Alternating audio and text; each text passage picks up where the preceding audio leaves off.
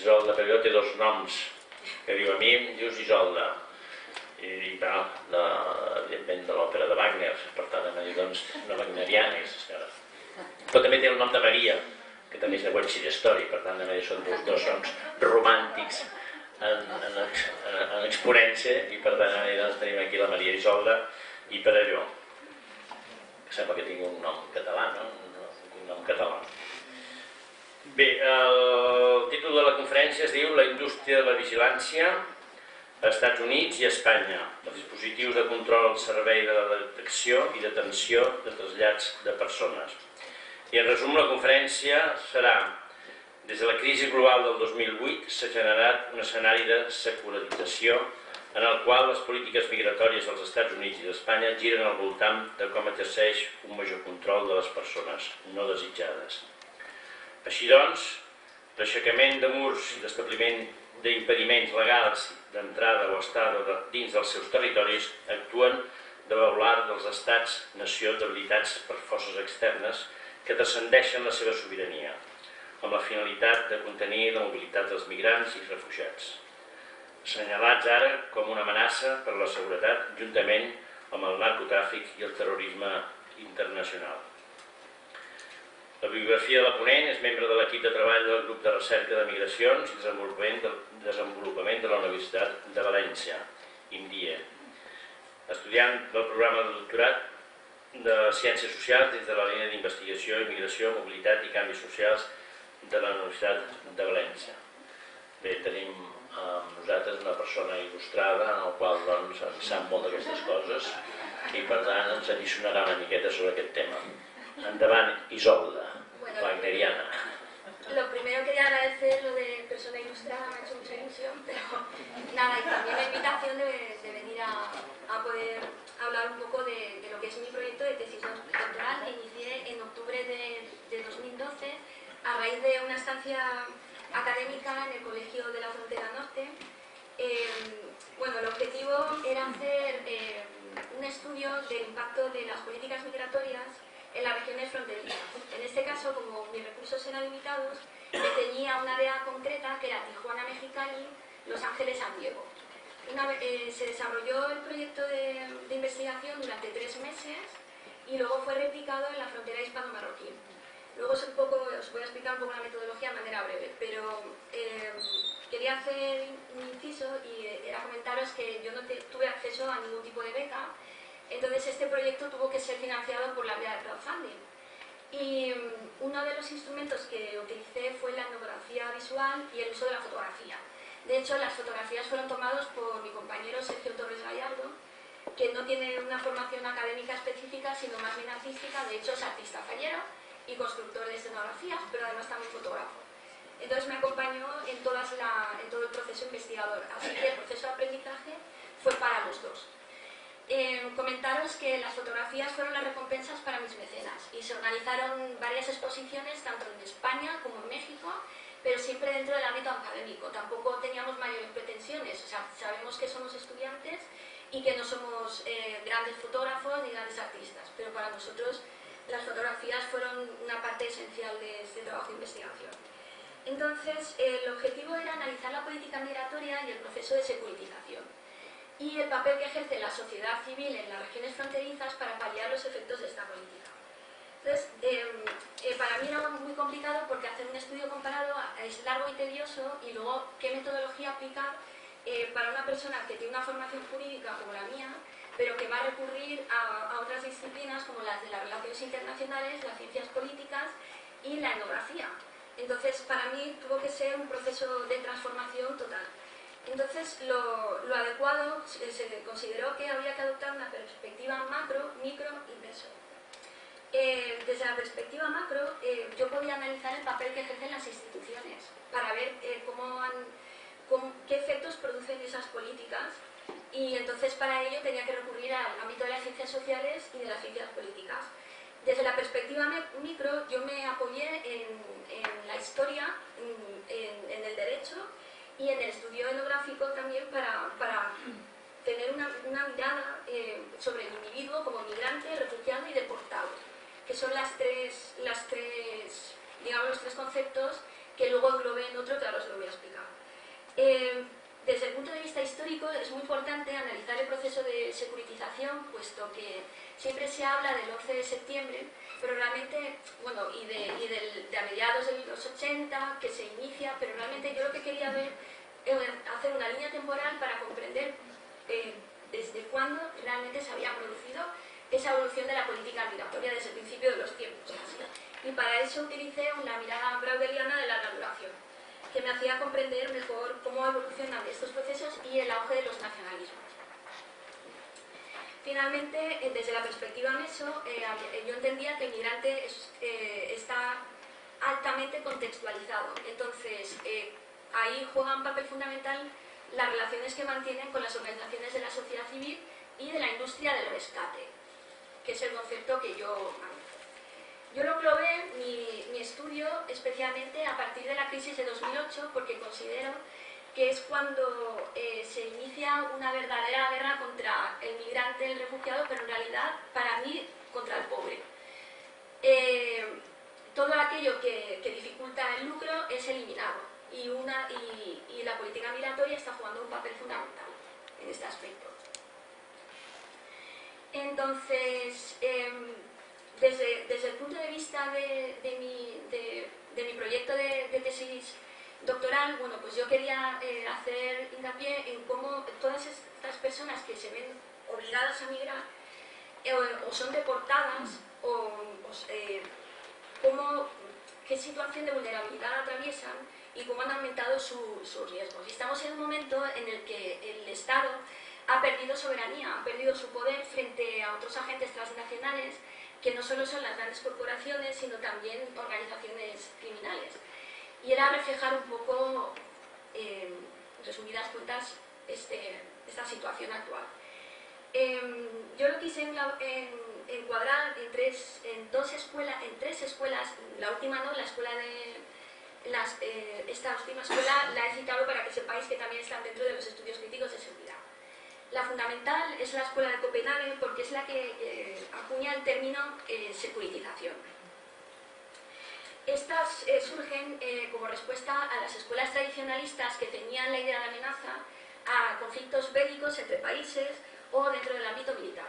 Pero lo que quisieron demostrar dentro de la escuela de Copenhague, que cuando se habla de seguridad, se está llevando lo que es la política ordinaria al ámbito de la seguridad, pero a través de un proceso discursivo, un proceso de construcción social, en el que se encauzan los miedos y las inseguridades hacia determinados argumentos, de tal manera que si se aplican medidas excepcionales, por eso se centra se le denomina la lógica securitaria de la excepción, ese tipo de medidas excepcionales pueden ser justificadas y aceptadas por la población local, por el público en general, porque se considera que les van a proteger frente a las amenazas exteriores, que en este caso son los migrantes y los refugiados. La escuela de París, sin embargo, lo que se dio cuenta que no era suficiente centrarse solo en las prácticas discursivas, que había que ir más allá, puesto que los agentes de seguridad también son parte necesaria de esta securitización de la política migratoria y que además no solo son excepcionales, sino que son cotidianas, forman parte de la cotidianidad.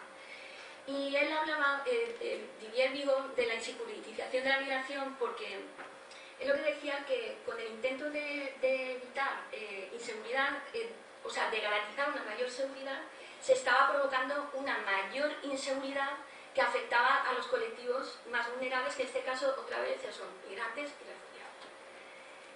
Pero esta escuela, la Escuela Anexa de Estudios Críticos de Fronteras, también era fundamental para entender la triple clasificación de fronteras que yo utilizo en mi proyecto, puesto que yo no solo me ciño a la idea de frontera ligada al espacio territorial, sino que tiene que haber algo que englobe más allá.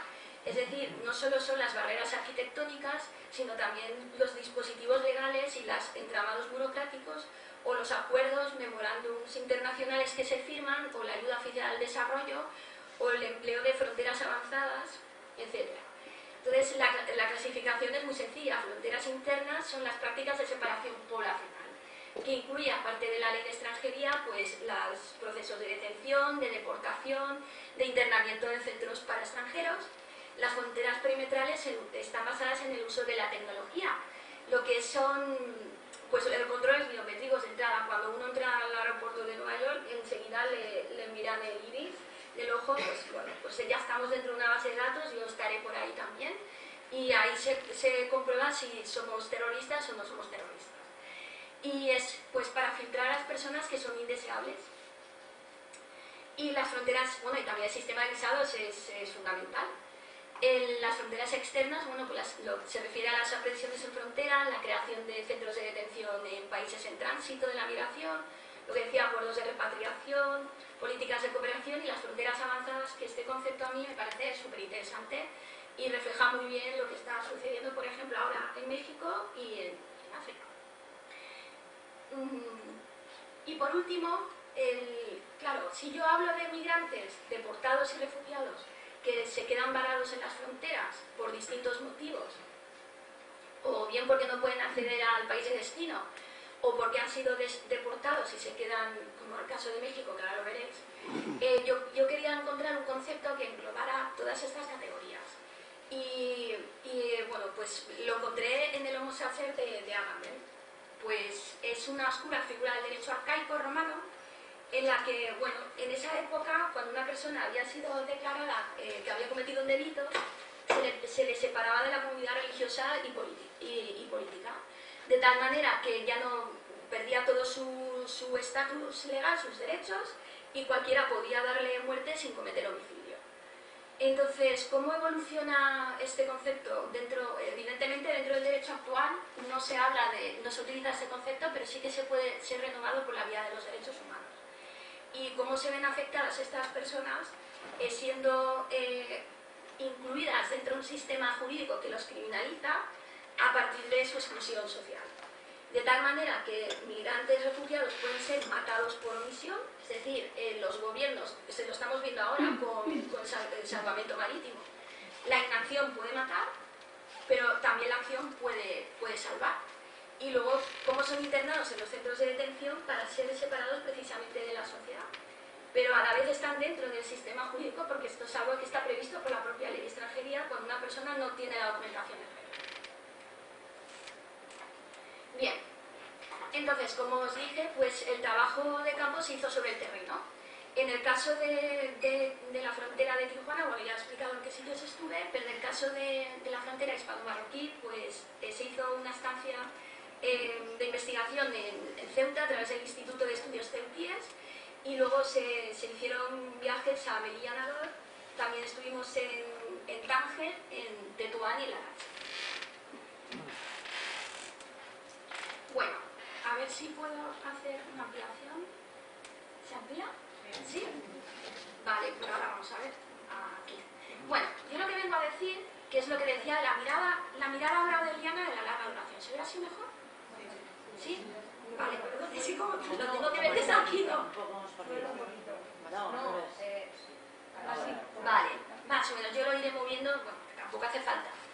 Entonces, yo lo que quería transmitir con mi trabajo de tesis es que realmente cuando se habla de política migratoria uno piensa en una década determinada, pues se habla de los 70, de los 80, pero es que realmente ya en el año 1798 ya se permitía encarcelar o deportar extranjeros que supusieran un peligro para la seguridad del país, y que fue a través de la ley de extranjeros y sedición.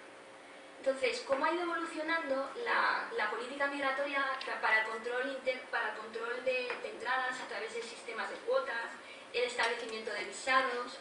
Cómo cuando durante la Gran Depresión, bueno, se empieza a deportar personas, comienzan las deportaciones masivas de migrantes mexicanos, porque, claro, cuando hay, al fin y al cabo, la mano de obra cuando sobra, pues la deportación es una vía rápida de expulsar del país. En Estados Unidos hay una particularidad, y es que, a diferencia de España, que los centros de internamiento de extranjeros son de gestión policial, en Estados Unidos existen cárceles privadas que son gestionadas por las grandes corporaciones. Entonces, de alguna manera, todas estas corporaciones han ejercido presión sobre los gobiernos de Estados Unidos para que legislen en favor de sus intereses privados. Y poco a poco pues, se han ido aprobando normativas que han favorecido la entrada de la industria privada dentro de las cárceles. Bueno, pues normativas que permiten contratar mano de obra dentro de las cárceles, que los delitos que antes eran sancionados con libertad condicional, bueno, pues pasan a ser condenas firmes de prisión. Bien. Pero realmente, cuando viene ya el gran proceso securitizador, cuando ya es evidente, es a partir del año 86, con la ley Simpson-Rodino. Se aumenta la dotación para el control de fronteras, aparte de que se aplican unas medidas para digamos, regularizar a aquellos migrantes que habían entrado a través del programa Bracero, y luego empiezan los operativos militares, porque son cuasi bélicos, a partir del año 93 hasta el año 95, donde se construyen grandes dispositivos para control de fronteras que hacen que se desvíen las rutas y comiencen a aumentar las muertes. Otra normativa esencial es la del año 96, que introdujo, esencial para lo que os digo, para el crecimiento de la industria carcelaria en la que se internan los migrantes. Se modifica la sección 287G de la INA, en la que el gobierno federal puede establecer acuerdos con agencias policiales, estatales y locales, atribuyéndoles competencias en materia migratoria. Es decir, si el gobierno federal era el único que tenía competencia en este ámbito, ahora resulta que los policías locales y estatales pueden detener a personas por motivos migratorios, por ejemplo, por no tener la documentación en regla. Luego, una fecha fundamental, que no hace falta que me extienda mucho en ella, es la del 11S, con la aprobación de la USA Patriot Act, que ya sabemos todos toda la consecuencia que ha tenido a nivel de seguridad, a nivel mundial. En el año 2005 se establece un sistema de verificación de documentos. 2 años antes se crea el Departamento de Seguridad Nacional de los Estados Unidos y un organismo que se llama el ICE. Y este será el encargado de remover o deportar a las personas desde el interior de los países.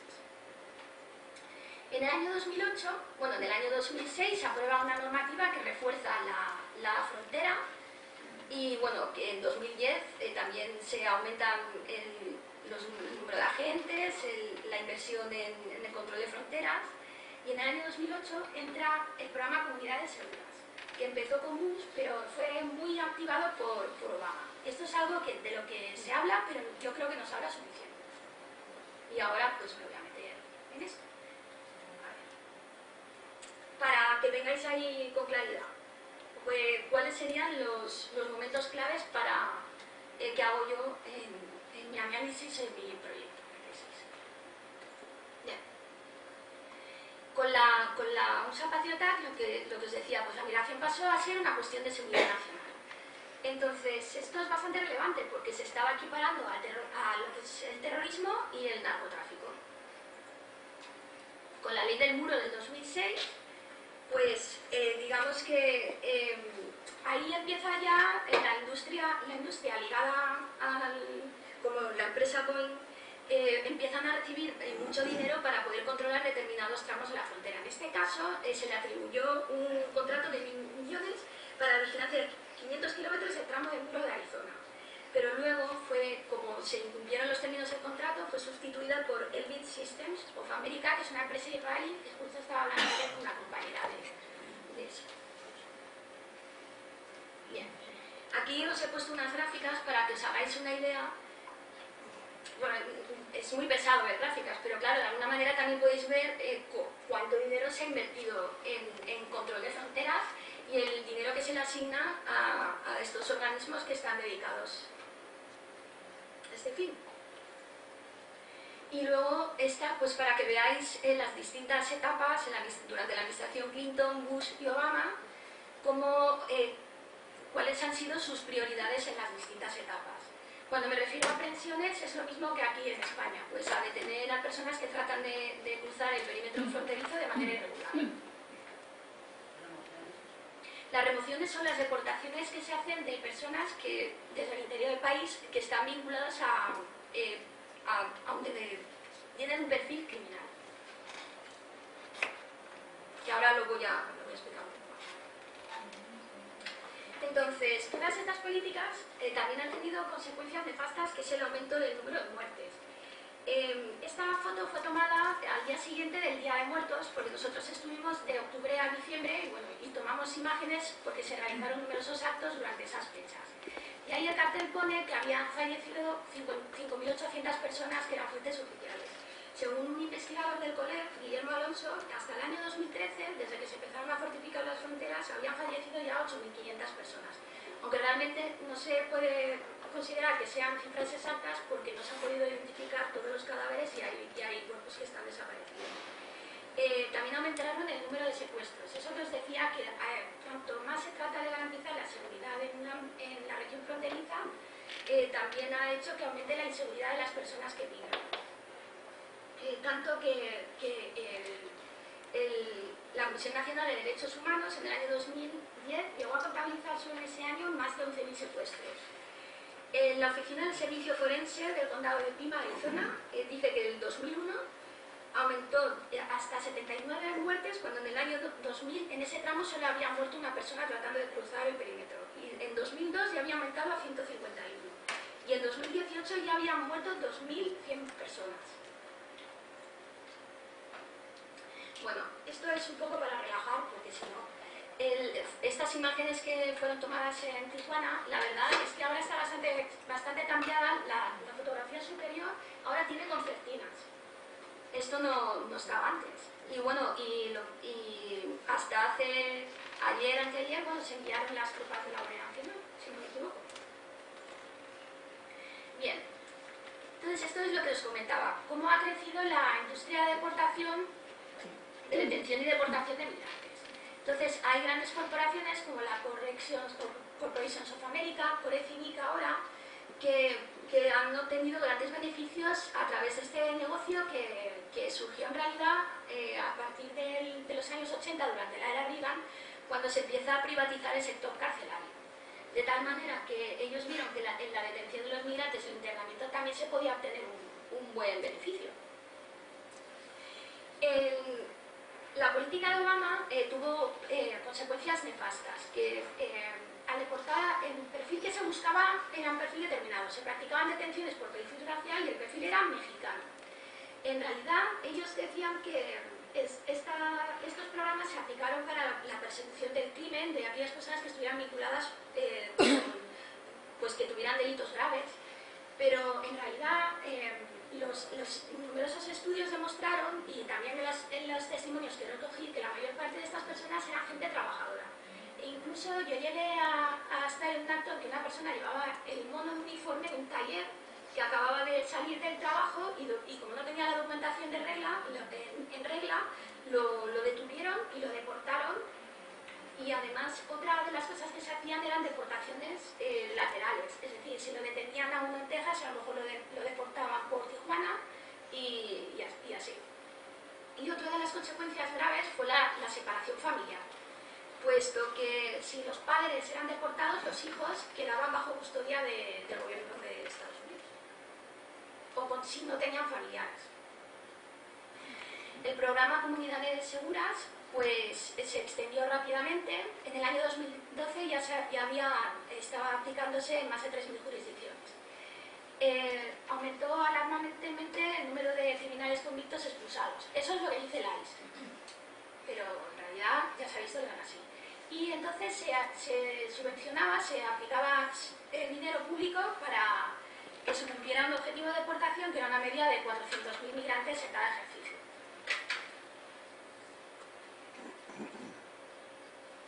Bien, entonces este programa, digamos que se vio fortalecido por un mandato del Congreso de los Estados Unidos de 2002, en que decía que el FBI debía compartir su base de datos con el ICE. De tal manera, pues que si esta persona era detenido, se comprobaban sus huellas digitales y se investigaba un poco cuál era su expediente migratorio, se determinaba si esa persona podía ser expulsada o no. Entonces, si era así, se le daba una orden de detención y entonces se le podía ingresar en un centro carcelario para su custodia, y se supone que tenía que cumplir las 48 horas que no se pueden superar, que una persona puede permanecer detenida. Habeas corpus. Sin embargo, esto luego veréis que no era... ¿Perdón? haces antes. Esto no era así. Bueno, aquí veis un poco las gráficas que manejaba el COLEF para pues, un poco ver cómo creció en el año 2008 y en el año 2009 las personas que habían sido deportadas con perfil criminal, que en realidad eran bastante inferiores a aquellas que no tenían perfil criminal.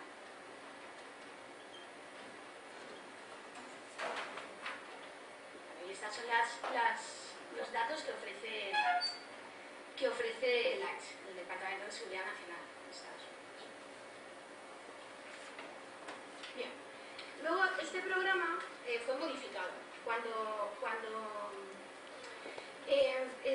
Obama trata de reformar su política migratoria por la presión ejercida por las organizaciones de la sociedad civil, se empieza a aplicar otro programa durante este periodo de tiempo hasta que Trump lo reactiva. Y el objetivo en realidad era que en vez de detener y deportar a personas que se sospechara que tuvieran perfil criminal, que realmente se iba a hacer eso, que fueran personas que cumplieran con ese perfil criminal que estaba diciendo el gobierno de los Estados Unidos.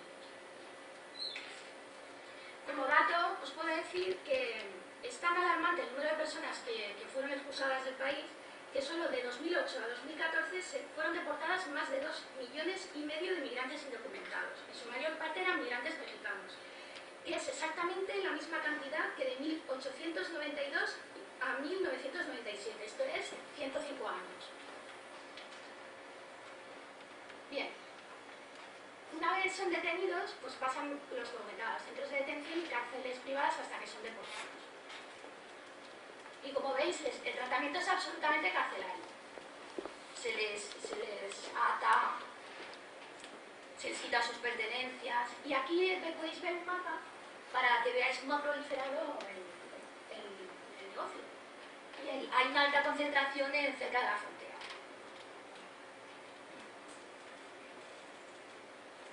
Como sucede aquí en España, en los centros de internamiento de extranjeros, las condiciones de detención son pésimas. Incluso se han dado casos de suicidio y luego también lo que sucede es que muchas de las personas no se atreven a interponer quejas por miedo a represalias. Este documento blanco que veis aquí, esto no se puede, a ver si lo puedo ampliar un poquito. ¿Se ve bien? Bueno, pues me comentaba uno de sus portadores que en Tijuana se deportaban a las personas a través de la garita del Chaparral. Uno de las personas que entrevisté llevaba este documento y él me comentó, aquí dice que yo tenía que permanecer, he detenido más de 48 horas y la verdad es que he permanecido bastantes días más de la fecha que ellos me habían indicado. Bueno, la mayor parte de las repatriaciones en México se utiliza el término evento de repatriación, puesto que una persona podía ser deportada varias veces. Bueno, pero eso, evento de repatriación, vamos a dejar ahí. El caso es que en Tijuana, en el año 2008, hubo una alarmante entrada de migrantes que quedaron varados en las fronteras, porque el gobierno federal de México activó el programa de repatriación humana para poder paliar la situación de llegada masiva de personas que no tenían ningún vínculo en esa ciudad, no conocían a gente. Es que había gente que había sido deportada y a lo mejor llevaba 20 años viviendo en Estados Unidos y tenía a su familia. Y lo que pasa es que esos programas que son llevados a cabo por organizaciones de la sociedad civil, la Red Alberes de la Casa del Migrante, de la Orden Escalabriniana, o el Instituto Madre Asunta, que trabaja con mujeres, el problema es que es para un periodo de tiempo determinado, es decir, una vez superan los 12 o los 15 días, ya tenían que salir del albergue y muchos de ellos, al no tener recursos y en ese momento no haber programas suficientes para, digamos, no me gusta utilizar este término, pero bueno, esto lo tengo que utilizar, integración sociolaboral de estas personas dentro de la comunidad, y quedaban algunos de ellos en situaciones pésimas. En este caso, la fotografía a la izquierda es el bordo. El bordo de Tijuana estaba justo al lado del lugar donde se producían las repatriaciones de los migrantes mexicanos. El problema del bordo es que vivía gente que era adicta a las drogas. Y además los narcotraficantes utilizaban a las propias personas que acababan viviendo allí para vender las drogas. Entonces, una parte de los deportados, como no tenían nada, acabaron viviendo allí. Incluso hubo una época que construían pocitos, es decir, como se excavaba la zona para sacarlos de allí, porque construían pues lo que podían con 4 plásticos, una madera y trataban de sobrevivir en esas condiciones. Otro de los problemas es el de la separación familiar. Entonces se hace cada año una celebración que se llama la Posada del Migrante, junto al muro con organizaciones religiosas y organizaciones civiles y universitarias, para poder compartir ese sentimiento de angustia y también poder contactar con los familiares que no pueden tocar físicamente. Entonces, aquí os voy a poner dos audios. Es un poco así, para mí es un poco fuerte volver a escuchar, pero bueno, creo que es muy importante para que entendáis hasta qué punto puede afectar estas políticas. A ver si se oye. Ah, no. Ya, gracias. Un segundito. ¿Quién ha dicho que quita el audio?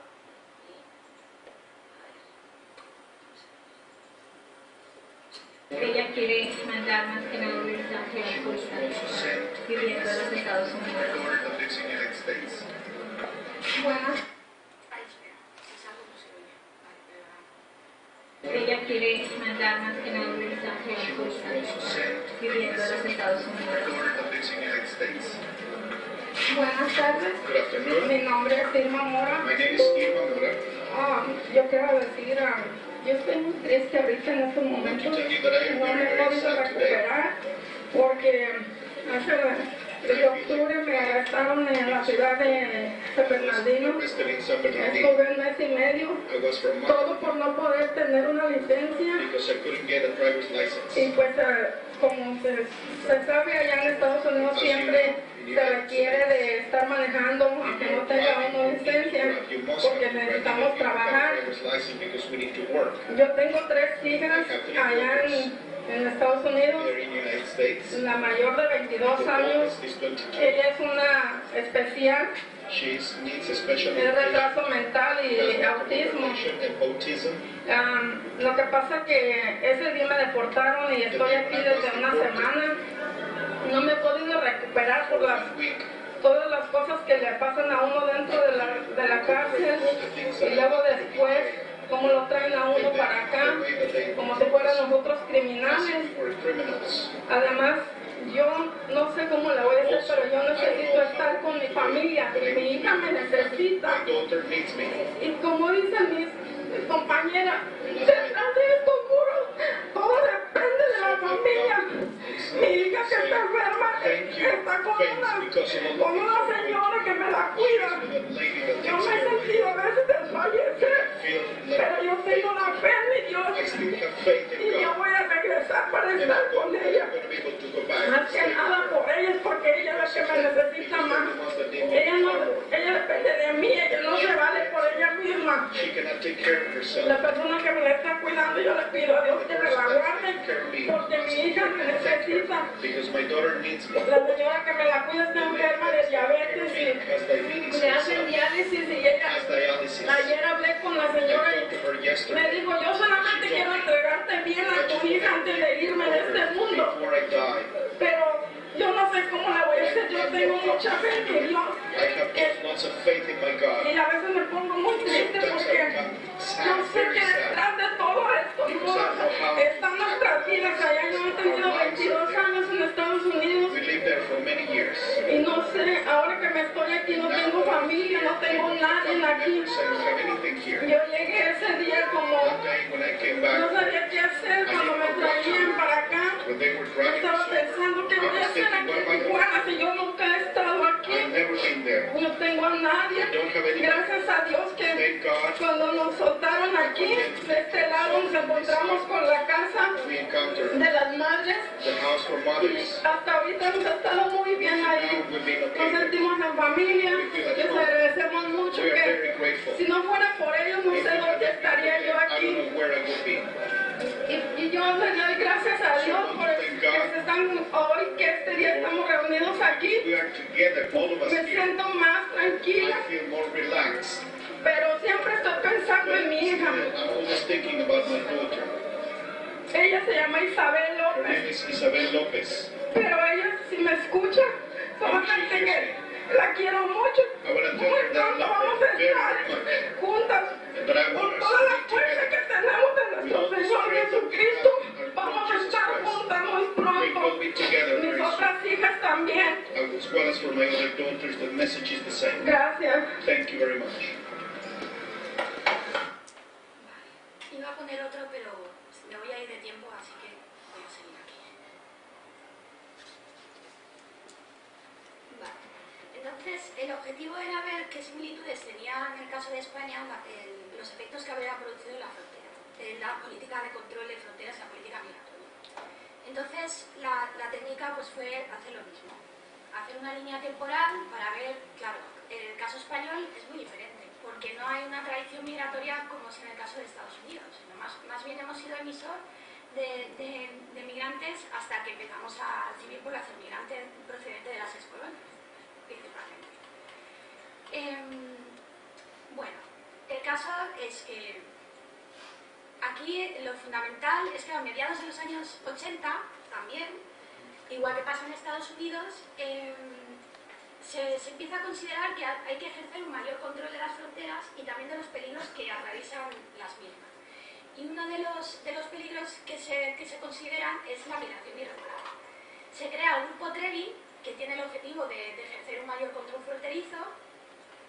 En el año 92 se firma un tratado con Marruecos para facilitar, digamos, la repatriación de aquellas personas de terceros países que utilizaban Marruecos para llegar al territorio español, aunque ya se sabe que no se ha incumplido los términos del mismo y que Marruecos ha utilizado la negociación económica, como el caso de los acuerdos pesqueros, para cumplir o no su obligación como Estado tapón.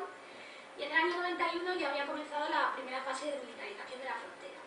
En el caso de España se ha desarrollado en distintas fases, que no solo ha implicado la construcción de grandes elementos arquitectónicos, sino también el despliegue de dispositivos de tecnología castrense, tanto por tierra, mar y aire, la firma de la ejecución de operativos también junto con la agencia Frontex, y la firma de acuerdos de repatriación y el empleo de la cooperación al desarrollo, como pasó con los planes África, para ejercer un mayor control de la migración irregular procedente de África.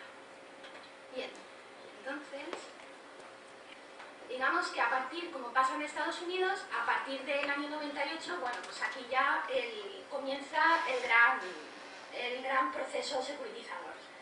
En el caso del ámbito europeo, en el año 2001 se creó el Estado de Defensa Mayor de la Unión Europea y se establece la Política Común de Seguridad y Defensa. En el año 2001, en España se establece dentro de la Estrategia de Seguridad Nacional que la inmigración ilegal masiva era el nuevo riesgo emergente. En ese momento comienza a operar el SIBE, que ahora os voy a mostrar la imagen un poquito más, para el control para interceptación temprana de embarcaciones que trataban de atravesar las aguas del estrecho y para facilitar así la labor de la Guardia Civil en el control de fronteras. Hay que tener en cuenta que el proyecto SIBE fue asignado a la multinacional de defensa Indra, que ahora os pondré un poquito más adelante. Y los sucesos de las vallas de 2005, que también hicieron que se fortaleciera la frontera, y en el año anterior se crea el brazo armado de la Unión Europea, que es Frontex. Gracias a Frontex se empiezan a desplegar una serie de operativos por las aguas que son súper exitosos porque disminuyen, al menos hasta el año 2010, la migración irregular que se produce por las aguas, por las costas. En el año 2008, en el año 2006 se activa un organismo especial de la Policía Nacional para el control de fronteras. En el año 2008 se aprueba la famosa Directiva de Retorno, Directiva de la Vergüenza, que tiene por objetivo, al igual que pasa como unidades seguras, pues tiene por objetivo el control interno de la población. El objetivo es detener e internar a migrantes irregulares. ¿Se ha atascado esto? No. Ahora. y se incorpora al ordenamiento jurídico español en el año 2009. En el año 2010, bueno, ya España empieza a colaborar con Frontex para realizar vuelos de deportación masivos y empieza a liderar los vuelos de deportación y le sigue Alemania. En el año 2013 se activa el proyecto Eurosur y el proyecto Close Eyes. Todos son gestionados por las fuerzas y cuerpos de seguridad del Estado, para que entendáis hasta qué punto el elemento militar está tan presente. En el año 2013 comienzan las deportaciones express, es decir, no se sigue el procedimiento marcado por la ley de extranjería, sino que una persona ya podía ser detenida y deportada desde la propia comisaría en un plazo máximo de 72 horas, sin poder comunicarse con sus abogados y su abogado o abogada o con sus familiares. En el año 2014, que es cuando yo hice trabajo de campo en Ceuta, se produce la tragedia del Tarajal, en la que ya sabéis lo que sucedió, fallecieron a causa de... Bueno, ya sabemos todo lo que pasó. Y se aprueba la disposición adicional décima del régimen especial de Ceuta y Melilla, es decir, una disposición que decía que era legal practicar devoluciones en caliente. Entonces, en resumen, para que veáis un poco, uno de los elementos fundamentales para poder ejercer el control y que a España se le exigió era que tenía que adaptar su cuerpo legislativo a la nueva realidad del control migratorio. Por eso el pilar fundamental ha sido la aprobación de la Ley de Extranjería del año 85, porque ahí es cuando se estableció la clara clasificación entre qué era un extranjero o un ciudadano. El extranjero se definía por exclusión. Toda persona era extranjera, aquella ya que no tenía la documentación española, pasaporte español. Entonces, a partir de ahí, en el ámbito de la Unión Europea, hay una tendencia a criminalizar al migrante que se encontraba en situación irregular. Y luego se abre además la posibilidad de que estas personas pudieran ser internadas en un centro de internamiento, que son creadas al efecto a partir de una orden ministerial. Todo este proceso va evolucionando y la ley de extranjería es sometida a sucesivas reformas, que se establecen distintas formas de deportar. En el caso español pues se habla de devolución, de retorno, de expulsión, si ese es el interior del país. Aquí es el funcionamiento del sistema integrado de vigilancia exterior, pues para que veáis un poco el grado de pues, lo que abarca. Todos los operativos Frontex que se operaron a partir del año 2006 que han sido altamente efectivos. Aquí se puede ver en las gráficas, disminuyó las entradas por las costas. Si bien es cierto que a partir del 2015 se empieza a notar, bueno, 2014-2015 se empieza a notar un ascenso. En 2018 ya entraron 58.525 personas. Y hay que tener en cuenta que el cierre de las rutas de Libia a Italia y Turquía a Grecia ha tenido mucho que ver. Cuando yo realicé el trabajo de campo, esta gráfica corresponde a los intentos de entrada del año 2014.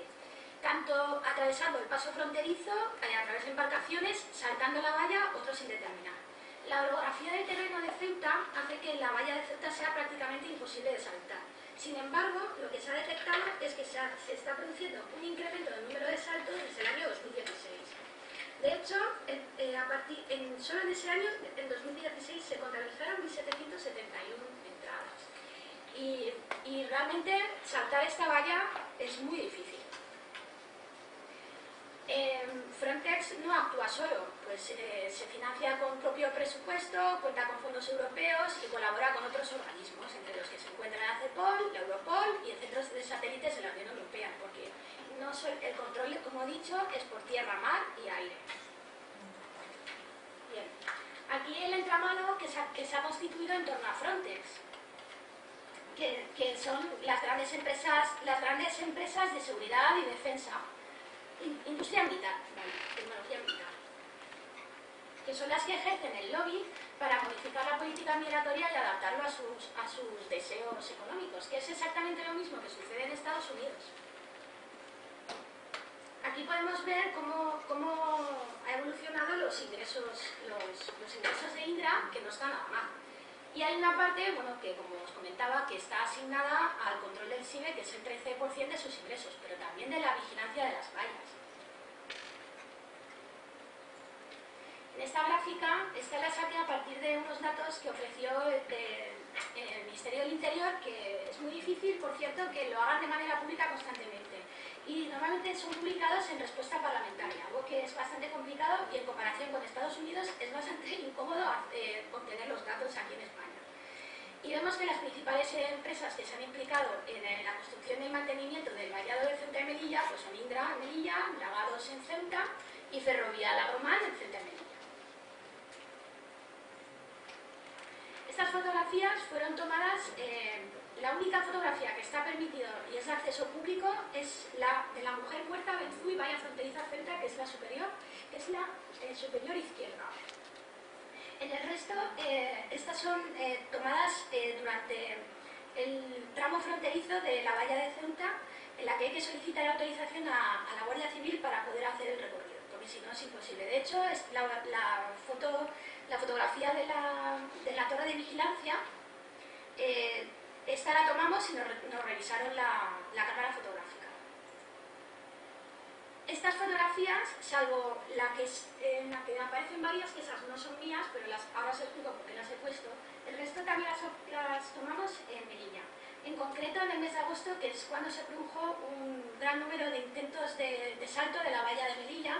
De hecho, aquí podéis ver un operario que está tratando de arreglar, pues, de que habían utilizado los elementos con los que contaban para poder acceder a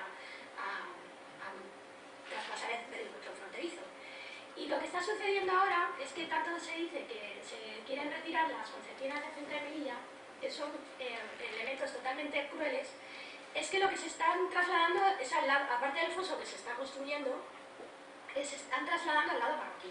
De hecho, esta fotografía me la envió una persona a través de Twitter para comentármelo, que la acababa de tomar y para que viéramos cómo estaban colocando las concertinas.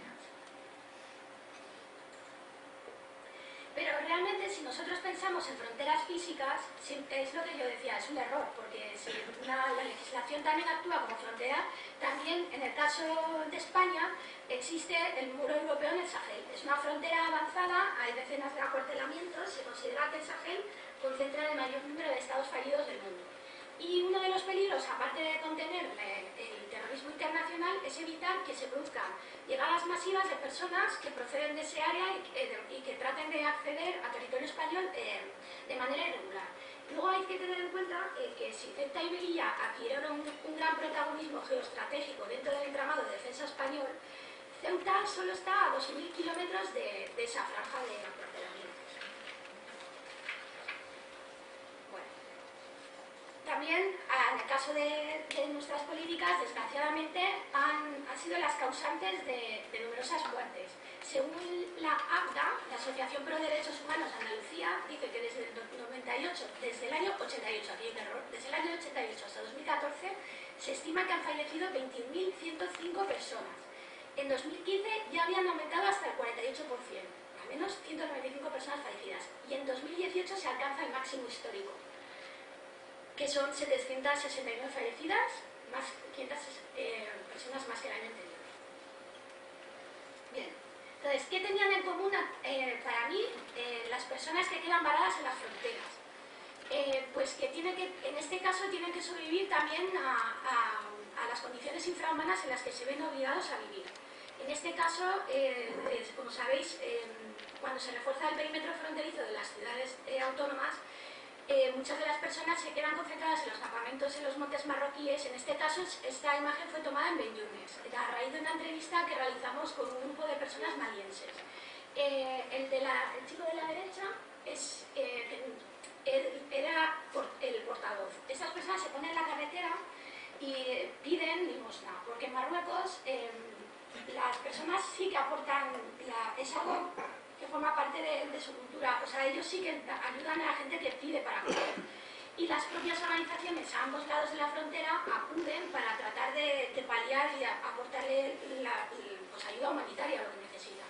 Entonces ellos nos contaban, entre muchísimas cosas, que el futuro para él, para el portavoz, era sobrevivir porque vivir era un riesgo. Y él lo único que deseaba, como no tenía dinero para poder pagar a alguien que le pudiera meter en una embarcación y poder cruzar, era que le compraran una pequeña lancha y tirase a la mar, porque ya había intentado saltar por la valla y se había partido la pierna una vez. Y bueno, ya sabéis que Ceuta y Melilla se han convertido en espacios de no derecho. Allí la excepción es la regla. Se han normalizado prácticas que son ilegales, tanto que no están previstas ni por la propia ley de extranjería, bueno, ahora sí, y que ni por los tratados internacionales que protegen a estas personas, porque hay que tener en cuenta, ya no es que se hagan devoluciones en caliente incumpliendo el procedimiento de extranjería, sino que además se practican devoluciones colectivas, algo que prohíbe el derecho internacional. Y con la Ley de Seguridad Ciudadana, que se incorpora a esta disposición adicional 10ª, ya se da cobertura legal al rechazo en frontera, ya no pasa nada, incluso ahora se hacen devoluciones express. La tragedia del Tarajal marcó un antes y un después, eso ya os lo he comentado, pero también en el ámbito normativo y en el ámbito de que se ejerce un mayor control. Y por eso protestan las organizaciones de la sociedad civil y celebran marchas, igual que pasa en Estados Unidos, en Tijuana, en la frontera, que celebran esas posadas migrantes, pues allí se hacen las marchas de la dignidad. Y para ir más rápido, bueno, lo que ocurre en 2008, aquí no se aplica un programa muy similar, pero bueno, no se puede hablar del mismo impacto, pero aún así lo que se busca es que sea más barato, porque como aquí estamos en un periodo de crisis económica, hay que hacer más eficiente el sistema de deportación. Yo os recomiendo que leáis los trabajos de Fernández Besa y Brandariz, que llevan bastante tiempo investigando sobre este tema y es muy bueno. Ellos explican que se crea un organismo específico en el 2009 y se implanta la expulsión cualificada pues, a aquellas personas que se consideraban que eran delincuentes y multireincidentes. Es decir, se busca expulsar al migrante extranjero. Pero en realidad lo que ha pasado es que se normalizó la detención y deportación masivas y por perfil criminal. Aquí podéis un poco ver las cifras y el problema... El problema es que se engloban dentro de este concepto pues gente que simplemente tiene antecedentes policiales que te puede ocurrir porque a lo mejor has estado vendiendo en una manta, pues los manteros, o una persona que ha estado que le han pasado por un proceso de identificación en la calle. Bueno, aquí cómo han ido evolucionando las detenciones. De 2008 a 2011, muchas personas detenidas y que han sido ingresadas en calabozo. Las expulsiones desde el CIE empiezan a bajar, lo que hace pensar que se internan a las personas, no sabemos para qué, porque si se supone que se internan es para expulsarlos y entonces lo que hace pensar es que es para producir sufrimiento. Y en el año 2016 empiezan, veis que he marcado 6.305 y que asciende, es porque aumentan también las devoluciones, porque aumentan el número de entradas por patera. Que esto es un dato alarmante, porque se supone que se está persiguiendo un perfil determinado de migrante que ha cometido un delito, es que se están ingresando a personas que han cometido simplemente infracciones administrativas, como no tener papeles porque no han podido renovarlos a causa de la crisis económica, ya que está vinculado a un contrato de trabajo, o que acaban de llegar en patera, y dime tú qué antecedentes penales puede tener una persona que acaba de entrar por patera. Es imposible. Aquí, este es el número de centros de internamiento que hay, y con la particularidad de que normalmente son espacios de sufrimiento, pero de verdad, porque se han construido sobre complejos carcelarios, antiguas cárceles, complejos militares, antiguos cuarteles policiales, etc. Y las condiciones y las infraestructuras no son adecuadas. Y por supuesto también hay su régimen es opaco absolutamente. En las cifras, bueno, aquí vemos un poco que el de Madrid es el que mayor número de internamientos ha tenido, especialmente en el año 2012. Bien.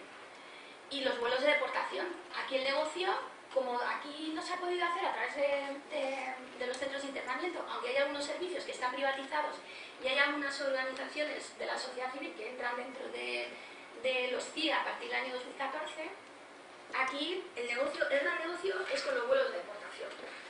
Pero realmente aquí hay un dato que me llama mucho la atención, porque en Estados Unidos en 2010 privatiza también los vuelos de deportación que son realizados a países centroamericanos.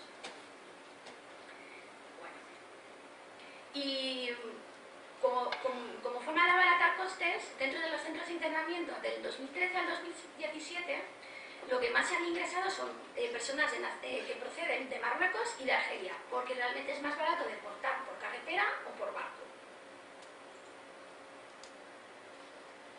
Y lo que os contaba, que en 2010 liberó el número de vuelos de deportación detrás de Alemania, que en el año 2000 o 2008 se deportaron a 64.397 personas por esta vía, de 2010 a 2014 26.241 y solo en 2009 se alcanzó un récord, 13.278 personas deportadas. En el caso español, devoluciones y expulsiones son los términos que se utilizan.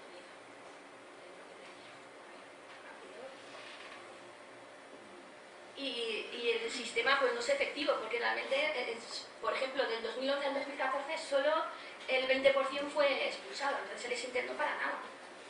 En el 2013 empieza a cobrar protagonismo lo que os comentaba de las devoluciones express, que constituyeron el 58% del total.